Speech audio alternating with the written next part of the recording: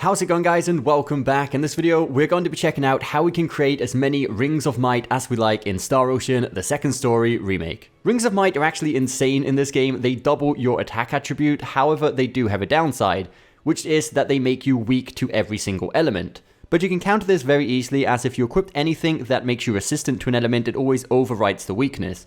So if you put a sacrificial dough in your other accessory slot, for example, that makes you resistant to all elements, this actually overwrites it and now you are resistant to all elements instead of weak. If you don't want to waste your other accessory slot, I would recommend putting on the reflective plate armor. But anyway, with that said, let's jump into how we can actually get our hands on a few of these. You can actually find one in a chest in the Fields of Might later on in the game. However, we're going to be showing you how to craft these so you can make as many as you like. The first thing we need to do is advance the story until we make it to the second planet called Need.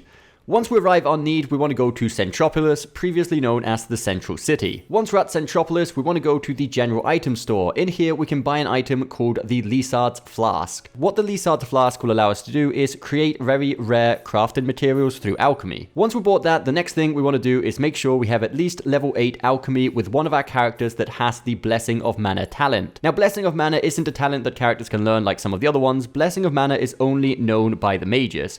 So, for example, Reyna or Leon, these should always have Blessing of Mana. So make sure you're only leveling up the alchemy with the characters that have this talent. So in this case, we've gone with Leon, we've got it all the way to alchemy level 10, but alchemy level 8 should be fine. And now we can go down and create rainbow diamonds thanks to the Lizard's Flask. The only resource you need is iron, which you can buy as much as you like from pretty much any store. So now that you have a few rainbow diamonds, the next step is going to be to craft the actual Ring of Might. Now, it's important to note that in this game, depending on what character is doing the crafting, the results may differ, so you want to make sure you're doing this with Claude. Inside the crafting menu with Claude, we want to go down to rainbow diamonds, and here we have a 1 in 4 chance of actually crafting the Ring of Might. In my case, I have Claude's crafting on level 8, and it's 100% success rate, but it's going to help massively if you have the originality and the nimble fingers talents. If you don't have these talents on Claude, don't worry, you can actually unlock both of these talents by simply crafting items with them, and eventually he will unlock both of these talents. So there you have it, guys. Once you are crafting rainbow diamonds with Claude, with hopefully originality and nimble fingers,